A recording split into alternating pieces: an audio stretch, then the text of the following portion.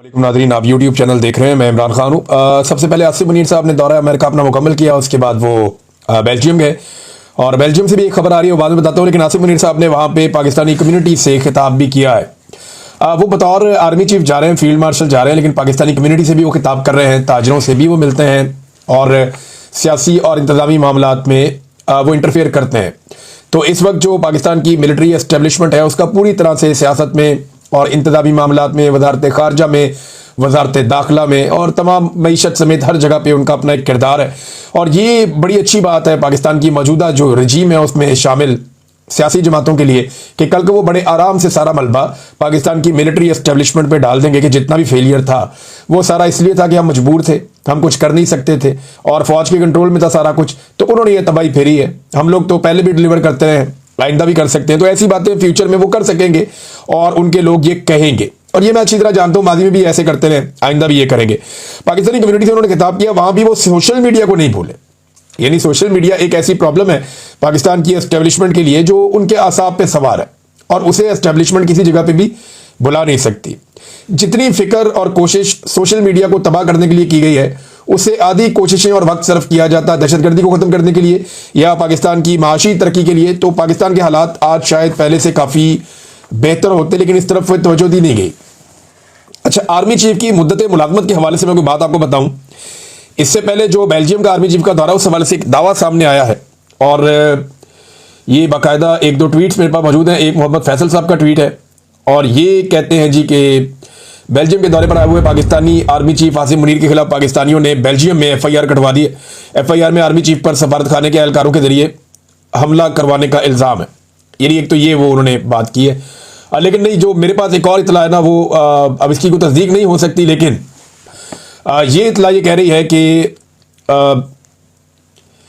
एक दस्तावेज है वो जमा करवाई गई है बेल्जियम में और पाकिस्तानियों की जानिब से, जिसमें कुछ जराइम के हवाले से या इंसानी हकूक़ की खिलाफ वर्जियों के हवाले से डाटा शामिल है और इसमें दर्ज जो मालूमात हैं वो मंदरजा झेल हैं। शिकायत कुनिंदा जो है उसका नाम है शेख मोहम्मद अदील, जो अब तक इतला सामने आ रही है और ये भी सोशल मीडिया से इतलात आई हैं। इसकी कंफर्मेशन एक आधे दिन में आ जाएगी और ब्रसेल्स बेल्जियम से ये इतलात आ रही हैं और इसका बाकी एड्रेस भी इस आदमी का लिखा हुआ है, सारा कुछ इसके अंदर शामिल है, इनका ईमेल एड्रेस भी लिखा हुआ है। अच्छा, उसमें हाफिज सैयद आसिफ मुनीर साहब के बारे में उनकी जिस्मानी तफसीलात लिखी, उनकी उम्र लिखी है, उनका कद लिखा है, उनका वजन लिखा है, साथ उनकी तस्वीर भी मुंसलिक की गई है और ये कहा कि ये ब्रसेल्स में आए हैं। तारीख और वक्त लिखा है 10 अगस्त 2025। ऐसा लगता है कि ये दस्तावेज जो है वो पहले से तैयार थी। बहरहाल इल्ज़ामात जो है वो इसमें इंसानियत के खिलाफ जराइम, इस्लामाबाद में पुरअमन मुजाहिरीन का कत्लेआम, अगवा और तशद्दुद और 10,000 अफराद को कानूनी कार्रवाई के बगैर कैद में रखना, दहशतगर्दी और आलमी दबाव का, ये सारी चीज़ें जो है वो इसके अंदर शामिल की गई इस दस्तावेज में। और इसके अंदर जो सबूत साथ मुंसलिक किए गए हैं वो मुख्तलिफ NGOs और एमनेस्टी इंटरनेशनल की रिपोर्टें और मीडिया के मज़ामीन इसके अंदर शामिल किए गए हैं। और साथ उन्होंने ये कहा कि इस मामले को फेडरल प्रोसिक्यूटर को भिजवाना चाहिए और गिरफ्तारी के वारंट्स और ये वो सब, और ये दस्तावेज संगीन इल्जामात की निशानदेही करती है और कानूनी कार्रवाई की दरखास्त करती है। ये जनाब एक दस्तावेज जमा करवाई गई, मैंने को बता दिया। लेकिन असल मामला जो हम डिस्कस कर रहे हैं गुज़िश्ता एक दो दिन से, वो फिर मैं आपके सामने रखता हूँ कि क्या यही आर्मी चीफ कंटिन्यू करेंगे सन 2026 में और 27 में, और कितना कंटिन्यू करेंगे इस पर हम बार बार बात करते हैं। वजह यह है कि इमरान खान साहब को, पाकिस्तान तरीके इंसाफ को इस बात का पूरा यकीन है कि जब तक हाफिज सैयद आसिफ मुनीर साहब हैं तब तक उन लोगों के लिए कोई भी तहरीक चलाना मुमकिन नहीं होगा और इस हुकूमत के खिलाफ कोई भी एक्टिविटी उनकी कारआमद नहीं होगी, क्योंकि पूरी ताकत से पूरा इदारा इस्तेमाल किया जाएगा और वो पाकिस्तान तरीके इंसाफ के रास्ते की एक रुकावट बनेगा। तो जो एक पॉलिटिकल वो कहते हैं ना जी हमें दिया जाए लेवल प्लेइंग फील्ड, तो वो उन्हें लगता है कि नहीं मिलेगी जब तक के आर्मी चीफ है हाफिज सैयद आसिफ मुनीर साहब। और अब ये लड़ाई नई नहीं है, ये बहुत पुराना मामला है। इसमें जो हाफिज आसिफ मुनीर साहब के जो हमायती हैं वो ये कहते हैं कि इमरान खान साहब ने अपने दौर में जब वो वज़ीर आज़म थे तो इनके साथ ज्यादती की थी, और इमरान खान साहब कहते हैं जी मैंने कोई ज्यादती नहीं की थी, बल्कि ये मेरी एहलिया से मिलना चाहते थे, उन्होंने इनकार कर दिया था, तो इस बात का गुस्सा है। बहरहाल जो भी है, आज पाकिस्तान तरीके इंसाफ के साथ जो कुछ भी हो रहा है, इसके पीछे कुछ लोग खुलकर कहते हैं, कुछ लोग दबे लफ्जों में कहते हैं, लेकिन पाकिस्तान की एस्टेब्लिशमेंट का पूरा हाथ है। अब दो सवालात हमने सामने रखे थे। नंबर एक कि क्या एक नई मुद्दत मुलाजमत शुरू होगी कि एक्सटेंशन मिल गई, 0 से दोबारा शुरू होगा, तो नए कानून के मुताबिक तो 5 साल के लिए आर्मी चीफ आएगा। तो क्या नई एक्सटेंशन और 5 साल होंगे, या जो एक नया कानून बनाया गया है वो पिछले एक्सटेंशन से इसको शामिल कर दिया जाएगा? एक्सटेंशन इसलिए कह रहा हूं कि आर्मी चीफ की जो नौकरी है उसको रिटेन किया गया था और फिर उसके बाद उनको ये ओहदा दिया गया था, वो पहले रिटायर हो गए थे, जो इतलात थी और जो फैक्ट्स थे, जो फिगर्स थे वहां पे मौजूद थे। अच्छा, इसमें जो है ना वो आसिम मुनीर साहब 3 साल मुकम्मल कर चुके हैं, तो 2 साल उनको और मिल जाएंगे। कुछ लोग दावा करते हैं कि नहीं, नया होगा और 5 साल होंगे, लेकिन राणा सनाउल्लाह साहब और फैसल वाडा, ये दोनों लोगों की अगर आप बात सुने तो फैसल वाडा का ताल्लुक क्योंकि उस कबीले से है जो मिलिट्री एस्टेब्लिशमेंट के लिए सर्व करता है, तो फैसल वाडा साहब की बात को आप समझें कि ये वहां से आई है। और राणा सनाउल्लाह साहब का जो ताल्लुक है वो नवाज शरीफ के कबीले से है, वो यहां सर्व करते हैं, तो उनकी बात आप समझें तो समझें, हुकूमत से आई है। तो हुकूमत और एस्टेब्लिशमेंट दोनों की तरफ से जो इशारा पहला आया वो इशारा ये है कि हाफिज सैयद आसिम मुनीर साहब का तसलसल हो सकता है, एक्सटेंशन नहीं हो सकती। क्योंकि राणा सनाउल्लाह साहब ने एक स्टेटमेंट में एक सवाल के जवाब में कहा कि नवाज शरीफ साहब माजी में भी जो एक्सटेंशन है उसके खिलाफ रहे हैं और आज भी उनकी ये एक राय है और पीएमएलएन की ये राय है कि एक्सटेंशन नहीं होनी चाहिए। हालांकि पीएमएलएन के इस दौरे हुकूमत में बहुत सारी एक्सटेंशन हुई हैं, बहुत सारी बेशुमार अफसरान को एक्सटेंशन दी गई हैं और धड़ाधड़ दी गई हैं और अभी तक दी जा रही हैं। बल्कि ये तो इस पर भी राजी हो गए थे कि हुकूमत को ही एक्सटेंशन दे दी जाए। और ये जो मौजूदा आर्मी चीफ है ये एक्सटेंशन के साथ फिर आर्मी चीफ बने थे, तो नवाज शरीफ साहब ने अपने उसूल तो तोड़ दिए थे, बहुत पहले तोड़ दिए थे। लेकिन राणा सनाउल्लाह साहब का ये बात कहना और अपने आप को उसूली साबित करने की कोशिश करना, वो ये बताता है कि जो एक तसलसल की बात आ रही है कि 3 साल आर्मी चीफ ने मुकम्मल कर दिया तो शायद 2 साल और भी उन्हें मिल जाए तो 2027 तक ये रहेंगे। लेकिन कल किसी ने नहीं देखा तो 2027 तो बहुत दूर है, अभी तो बहुत दूर है। अच्छा नाज़रीन, इसमें एक इंटरनेशनली जो खबरें आ रही हैं इसराइल को लेकर और फ़लस्तीन को लेकर, गज़ा को लेकर, उसमें सहाफ़ियों का कत्लेआम हुआ है, बहुत सारे जो इमदादी कारकुन हैं उनका कत्लेआम हुआ है। रोज़ाना की बुनियाद के ऊपर जो है वो फ़लस्तीनी शहीद हो रहे हैं और उनका कत्लेआम किया जा रहा है। जो लोग भूखे हैं, प्यासे हैं, उनकी मुश्किलात बढ़ती जा रही हैं। और यहाँ पे एक नया मनसूबा नेतन्याहू ने बनाया कि वो पूरी की पूरी गज़ा की पट्टी पे कंट्रोल करेगा और इसराइल जो है वो पूरे गज़ा पे कब्जा करेगा। इसमें इसराइल के अंदर भी सख्त मुखालफत का सामना करना पड़ा। इसराइली फ़ौजी ने भी एक ने खुदकुशी की है कि ये जो जुल्म हमारे से करवाया जा रहा है, इस किस्म की चीज़ें रिपोर्ट हो रही हैं। लेकिन जो कुछ भी इस वक्त गज़ा में हो रहा है इसके लिए पाकिस्तान माजी में जैसे आवाज़ उठाता था वैसे इस मरतबा आवाज़ उठाता हुआ दिखाई नहीं दिया। यानी कुछ चीज़ें पाकिस्तान ने ऐसी की है जिससे लगता है कि शायद गज़ा के ऊपर पाकिस्तानी एस्टेब्लिशमेंट की पॉलिसी बदल गई है। जनरल बाजवा एक ऐसे जर्नैल थे जो ये बातें खुलकर करते थे सहाफ़ियों के साथ या ऑफ द रिकॉर्ड मीटिंग्स में कि इसराइल के साथ पाकिस्तान को अपने ताल्लुकात बनाने पे गौर करना चाहिए और इसराइल के मामले के ऊपर पाकिस्तान को अपनी पॉलिसी तब्दील करनी चाहिए। हमने ये देखा कि मिलिट्री एस्टेब्लिशमेंट के ज़ेरे साया पलने वाली जितनी भी मजहबी सियासी जमातें हैं वो भी अब इसराइल और गज़ा के मामले पर उस तरह खड़े नहीं होते जिस तरह माजी में होते थे। आजकल पाकिस्तान में एक बात बड़े आराम से की जाती है और वो ये कहा जाता है कि जी ये तो अरबों का मसला है और अरबों को ही अगर कोई प्रॉब्लम नहीं है तो फिर हम क्यों उछलते कूदते हैं, हमें इसके बीच में नहीं आना चाहिए। हमारा मसला जो है वो कश्मीर का है लेकिन कश्मीर के मामले में कोई हमारे साथ खड़ा नहीं होता। तो ये इसको मुसलमानियत से या इस्लाम से हटाकर या मदद की बुनियाद से हटाकर इसको एक इलाकाई लड़ाई के तौर पे अब दिखा जा रहा है। और कुछ लोग मशवरे दे रहे हैं कि जी इसराइल को तस्लीम कर लिया जाए। अब कुछ चीज़ें ऐसी हुई है पाकिस्तान में मौजूदा रजीम के दौरान कि वो इशारा कर रही हैं कि पाकिस्तान की सोच क्या है। यानी मेरे पास यहाँ पे एक खबर है, अगर आप ये मंजर भी देखें तो आपको नज़र आ जाएगा, ये ट्विटर में आपको नज़र आएगा कि इसराइल के अंदर एक बहुत बड़ा एहतजाज हुआ। यानी इसराइल में एहतजाज हो रहा है गज़ा के ऊपर मुकम्मल तौर पे कब्जा करने के हवाले से। इसराइल के अंदर एहतजाज हो रहा है और वहाँ पे 1 लाख के करीब लोग इसराइल में निकले और निकलकर उन्होंने एहतजाज किया। नेतन्याहू के मंसूबे के खिलाफ इसराइल में भी एहतजाज, 1 लाख से ज़ायद अफराद का मुजाहरा, ये एक्सप्रेस न्यूज़ ने खबर छापी है। और ये मनादिर जो है वो इसराइल से आ रहे हैं। यानी इसराइल के खिलाफ इसराइल में मुजाहरा हो सकता है लेकिन इसराइल के खिलाफ पाकिस्तान में मुजाहरा नहीं हो पा रहा। गज़ा के लिए उठने वाली हर आवाज़ को पाकिस्तान में खामोश करवा दिया गया। एक वफद भी इसराइल में भेजा गया और उस हवाले से बाद में किसी ने जिम्मेदारी भी कबूल नहीं की और कोई पीछे भी नहीं हट रहा और वो लोग प्रोटोकॉल भी इंजॉय कर रहे हैं, अपने इंजॉय भी कर रहे हैं। साथ ही साथ पीएसएल के मैचेस में फ़लस्तीन का झंडा जो लोग लेकर गए स्टेडियम में, उनसे फ़लस्तीन का झंडा छीन लिया गया पंजाब पुलिस की जानिब से, क्योंकि पाकिस्तान में ये पॉलिसी नहीं है कि आप फ़लस्तीन का झंडा उठाएं। हालांकि दुनिया भर के खेल के मैदानों में, चाहे फुटबॉल हो चाहे दीगर गेम्स हों, लोग फ़लस्तीन का झंडा उठाते हैं। इवन खिलाड़ी भी ये करते हैं कि फ़लस्तीन का झंडा हाथ में पकड़ लेते हैं उस जुल्म और बर्बरियत के खिलाफ जो वहाँ पे हो रहा है, क्योंकि खेल और खिलाड़ी जो हैं ये अमन के सफ़ीर होते हैं। लिहाजा जुल्म और बर्बरियत के खिलाफ ये प्लेटफॉर्म हमेशा से इस्तेमाल किए जाते हैं, लेकिन पाकिस्तान में इसकी भी इजाजत नहीं दी गई। सेनेटर मुश्ताक को, उनकी बीवी बच्चों को घसीटा गया, खवातीन को गिरफ्तार किया गया, नौजवानों को गिरफ्तार किया गया बार बार। पुलिस ने बड़ा ब्रूटल टॉर्चर किया जो लोग इसराइल के खिलाफ एहतजाज के लिए निकले, बल्कि 2 नौजवानों पर एक रात गाड़ी चढ़ा दी गई और उस मामले का भी आज तक कुछ पता नहीं चला कि क्या हुआ। और इसके अलावा जो एक अमरीकी जनरल कुरेला है जिन्होंने इसराइल को सबसे ज्यादा सपोर्ट किया और जिन्होंने हर जगह इसराइल की, चाहे वो गजा के मामले में हो, पूरी हमायत की, पूरी मदद की, चाहे वो ईरान के मामले में हो, वहां पे भी पूरी हमायत की, पूरी मदद की, उससे जनरल कुरेला को पाकिस्तान में सदारती अवार्ड से नवाज दिया गया। ये भी बताता है कि पाकिस्तान की पॉलिसी शिफ्ट हो रही है, तब्दील हो रही है। डोनाल्ड ट्रंप जिन्होंने अब्राहम अकॉर्ड के लिए पूरा जोर लगाया हुआ है और वो गजा के बदतरीन मसाइल को जानते हैं, उन्होंने खुद कई मरतबा कहा कि वहां हालात बहुत खराब है, लेकिन इसके बावजूद डोनाल्ड ट्रंप इसराइल या नेतन्याहू की हमायत में खड़े हैं। अब उन्हें पाकिस्तान कहता है कि जी अमन का नोबेल इनाम उनको दिया जाए, तो ये भी एक चीज है। अब थोड़े अरसे बाद ख्वाजा आसिफ एक स्टेटमेंट जरूर दे देते हैं, बड़ा हसास किस्म का, इसराइल और फलस्तीन के और गजा के मामला को लेकर, लेकिन खुद उन्होंने पाकिस्तान में ना तो कभी एहतजाज किया, ना कभी आवाज उठाई, ना किसी और जमात को एहतजाज करने दिया और ना किसी और जमात को आवाज उठाने दी। वो कहते हैं कि गजा पर इसराइल के कब्जे के मंसूबे पर आलम इस्लाम क्या करता है, मजम्मत पर इक्तफा किया जाए, जबानी कलामी गुजारा किया जाए या अमली इकदाम उठाए जाएंगे। अच्छा, सवालात तो ऐसे पूछ रहे खुद वजीर दिफा है, भाई आप अपनी हिकमत अमली बताएं कि आप क्या करेंगे। आपके पास मुस्लिम दुनिया की सबसे बड़ी और ताकतवर फौज है, तो आप बताएं ना कि आपने इसके ऊपर क्या हिकमत अमली बनाई है और आप इस पर क्या करना चाहते हैं। तो आप दुनिया की तरफ देख रहे होते हैं कि गैर मुस्लिम ममालिक में करोड़ों लोग सरापा एहतजाज हैं।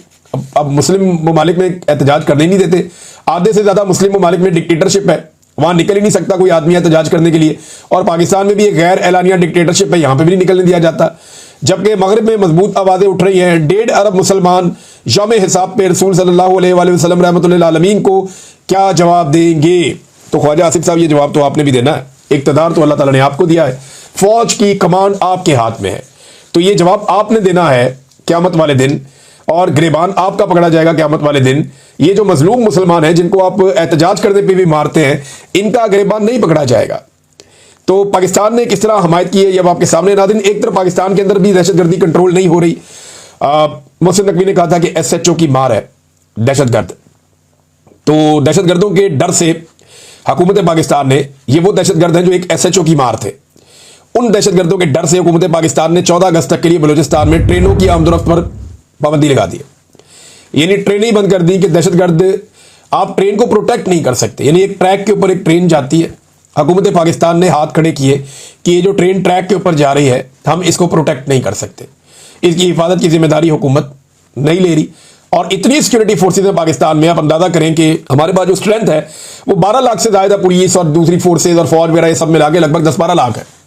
इतनी बड़ी स्ट्रेंथ पाकिस्तान के पास है फोर्सेज की, लेकिन इसके बावजूद पाकिस्तान जैसा एटमी पावर मुल्क चंद मुट्ठी भर दहशतगर्दों से ऐसा खौफजदा है कि ट्रेनों की आमदरफ्त ही पाकिस्तान ने बंद कर दी, और दावे इनके इतने बड़े बड़े हैं कि जनाब हम ये कर देंगे वो कर देंगे। तो मोहसिन नकवी साहब को सोचना चाहिए, बल्कि एक और मसले में फंस गए हैं मोहसिन नकवी साहब, और ये इस्लामाबाद में एक मस्जिद से रिलेटेड इशू है। वहां पे मसाजिद कुछ बहुत सारी बनी हुई है जो ग्रीन बेल्ट पे या रस्तों पे बनी हुई है या कब्जे की ज़मीनों के ऊपर बनी हुई है, और हुकूमत के बकौल ये है कि ये ज़मीनें जो है ये सरकार की हैं और इनके ऊपर कब्जा करके मसाजिद बनाई गई हैं। एक तो कब्जे की ज़मीन के ऊपर मस्जिद कैसे बन सकती है, बननी ही नहीं चाहिए, और जब उसकी बुनियादें रखी जा रही थी तो उस वक्त मना करना चाहिए था कि ये मसाजिद यहाँ पे कब्जे की ज़मीनों के ऊपर ना बनाई जाए, ये सरकार की ज़मीन है या किसी और मकसद के लिए रखी गई है। तो ये तो कभी भी मेरे ख्याल में मुनासिब नहीं है कि किसी ज़मीन के ऊपर या किसी की भी ज़मीन के ऊपर या सरकार की ज़मीन के ऊपर बगैर परमिशन के आप मस्जिद तामीर करें, मेरे ख्याल में नामुनासिब होगा। लेकिन मुझे हैरत इस बात पे होती है कि रातों रात इन्होंने मस्जिद भी गिरा दी, वहाँ पे वो उसका जो मलिका सारी वो जगह है वो साफ कर दी और वहाँ पे कोई दरख्त वरख्त भी लगा दिए कुछ एरिया में। कुछ लोग कहते हैं मस्जिद वहीं पे और मदरसे वाला जो बिल्डिंग का एरिया था वो सारा गिरा दिया गया है। अब वहाँ पे मौलवी इकट्ठे हो गए, उन्होंने कुरान पाक के नुस्खे हाथ में पकड़े हुए थे और उन्होंने कहा जी कि ये जब शहीद किया गया है उस बिल्डिंग को तो वहाँ पे ये कुरान पाक के नुस्खे भी शहीद हुए हैं, और इस पर वो बहुत गुस्से में थे। उन्होंने कहा जी मोहसिन नकवी इस्तीफा दे, हम उसको नहीं छोड़ेंगे। ये ज़्यादा जो रोला पड़ा है ये जमीयत उलमा इस्लाम के, क्योंकि मौलवी उससे मुंसलिक थे तो उन्होंने ये बात की है, इस बात को ज़्यादा उठाया है। अब देखते हैं इसका हल क्या निकलता है, लेकिन उन्होंने रातों रात दोबारा बुनियाद रखी, उन्होंने कहा जी हम दोबारा यहाँ पे तामीर करेंगे, यहाँ पे हम मस्जिद बनाएंगे। अब मामला यह है कि अगर कब्जा छुड़वाना ही है, लेकिन जहाँ मैं ये कह रहा हूँ ना कि आप गैर कानूनी तौर पे जगह पे आप मस्जिद तामीर ना करें, ये मुनासिब नहीं है। मेरे ख्याल में हमारा मजहब और हमारा इखलाकियात इसकी इजाजत नहीं देता। लेकिन सेम टाइम में मैं ये भी कह रहा हूं कि ये मौजूदा हुकूमत को भी होश के नाखून लेने चाहिए। ये मामला बातचीत से कर देते, लेकिन चले इसको भी छोड़े। ये जो नदी नालों के ऊपर, पानी के रस्तों के ऊपर पूरी पूरी सोसाइटियां बन गई हैं, ये आपको नजर नहीं आती? जो बड़े बड़े लैंड माफियाज ने और बड़े बड़े सरमायादारों ने जमीनों पर कब्जे करके प्लॉटिंग करके बेच दिया है, वो कब्जे आपको नजर नहीं आते? जो डीएचए जैसी एक सोसाइटी जिसके ऊपर पाकिस्तान की मिलिट्री एस्टेब्लिशमेंट का हाथ है, वो जमीनें जैसे लोगों से लेती है, वो आपको नजर नहीं आता। यानी इंतजामिया को सिर्फ मस्जिद नजर आई है कब्जे के नाम के ऊपर और बेशुमार चीजें वो नजर नहीं आई। मैं क्लियरली कह रहा हूं कि जो काम यहां हुआ वो भी ठीक नहीं था, लेकिन ये हुकूमत को होश के नाखून लेने चाहिए कि पानी के रस्तों के ऊपर, नदी नालों के ऊपर पूरे पूरे प्लाजे और इमारतें तामीर कर दी गई हैं, उसके ऊपर ये नहीं जागे, उसके ऊपर इनको होश नहीं आया। और वहां पे जो इलीगल कंस्ट्रक्शन हुई और जो बंद बांधे गए, उनकी वजह से पूरे के पूरे शहर डूब रहे हैं। जब भी बारिशें होती है हर तरफ जो है वो शहर डूबना शुरू हो जाते हैं, और हर साल अब ये होता है।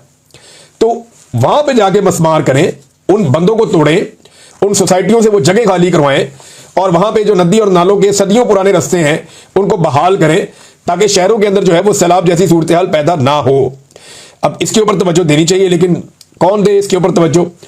नाज़रीन, ये एक और मैंने आपको कहा था, याद होगा आपको 2024 में जब इलेक्शन हुए थे फरवरी में, उसके फौरन बाद मुझे गिरफ्तार कर लिया गया था और मुझे गिरफ्तार करके इन्होंने जेल भेज दिया। जब मैं वापस आया तो हुकूमतें सारी बन चुकी थी, लेकिन इलेक्शन अल्हम्दुलिल्लाह मैंने रिपोर्ट किया और पूरा रिपोर्ट किया था। अब हुआ यह कि मैंने उस वक्त एक जुमला बोला था जब मैं कैदियों वाली वैन में था। मैंने कहा था कि ये एक जाली हुकूमत इनको बनाकर दी गई है और ये सीरियस ही हो गया कि ये इनकी हुकूमत है। यानी एक तो हुकूमत जाली है, जाली फार्म 47 के ऊपर बनाई गई है, और जिनको ये हुकूमत भीख में दी गई है वो सीरियस हो गए हैं कि वो इलेक्शन जीत के हुकूमत बनाकर आ गए हैं। तो वाकई वो अब सीरियस हो गए हैं और अब उन्हें यह लगना शुरू हो गया है कि वो एस्टेब्लिशमेंट की मदद से नहीं आए, वो ब्यूरोक्रेसी की मदद से नहीं आए, आरओज ने जाली फार्म 47 जारी नहीं किए, बल्कि उन्हें अब यह लगता है कि वो उनका हक था जो उनको मिला है। ये अंदाजा करें आप। अब वो ब्यूरोक्रेसी जिन्होंने अपना मुंह काला किया जाली फार्म 47 जारी कर करके, वो भी गिरफ्त में आ रहे हैं और उन्होंने उनके खिलाफ भी कार्रवाई शुरू कर दी। कल को ये एस्टेब्लिशमेंट के खिलाफ भी करेंगे, इनको ये आदत है और एक दिन इनका रवैया यही होगा।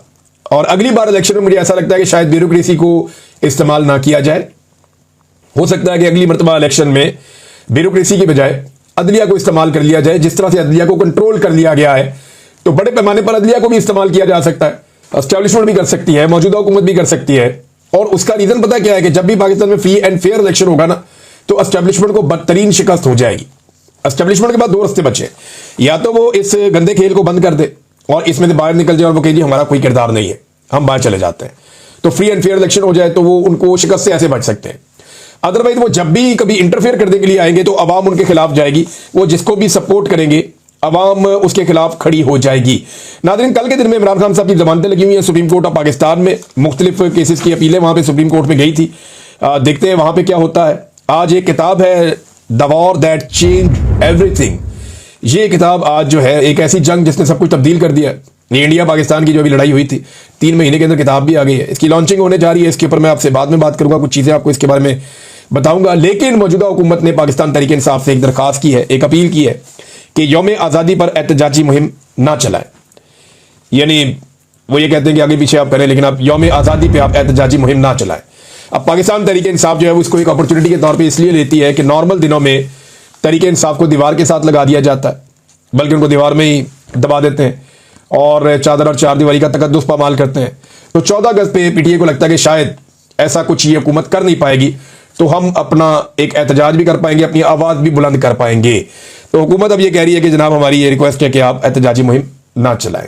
तो वैसे आम दिनों में अगर आप एहतजाज का आईनी हक फराहम करें पॉलिटिकल पार्टीज को, तो चीज़ें नॉर्मलाइज हो सकती हैं। लेकिन मौजूदा हुकूमत को खौफ है कि अवामी मकबूलियत इनके साथ नहीं है, अपोजिशन के साथ है, तो वो इसलिए अपोजिशन को एहतजाज करने भी नहीं देते। अब तक के लिए इतनी, अपना ख्याल रखिएगा, अपने चैनल का भी